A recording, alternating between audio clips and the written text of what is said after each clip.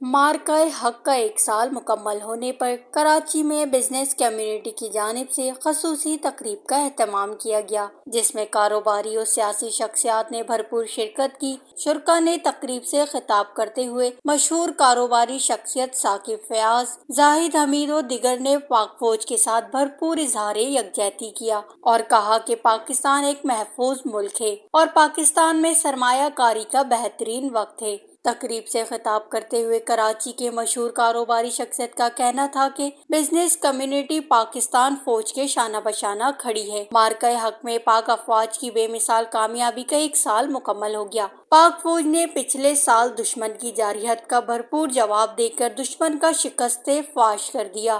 آج ہم اس کا جشن منا رہے ہیں۔ شرکاء کا کہنا تھا وطن عزیز کے تحفظ اور سالمیت کے لیے ان کی خدمات ناقابل فراموش ہیں۔ اور آج کا دن یہ چیخ کے بول رہا ہے کہ ہم اپنی پاک فوج سے کتنا پیار کرتے ہیں، تو یہ اس بات کی نشانی ہے اور یہ زندہ قوم کی نشانی ہے کہ وہ اپنے محسنوں کو اور اپنے جو قوم کے محافظ ہیں ان کے ساتھ شانہ بشانہ کھڑی ہے۔ جو سیلیبریشن ہو رہی ہے بنیان المرصوص کی مارکہ حق کی یہ سال، یہ جو فتح تھی جس میں سب سے پہلے اللہ تعالیٰ کی نصرت شامل تھی، مدد شامل تھی، اس کے بعد اس عوام کی یکجہتی، جو پوری پاکستانی عوام ایک یکجان ایک مٹھی کی مانند کھڑی ہو گئی تھی اپنے دشمن کے سامنے، اصل کامیابی کا راز وہ تھا۔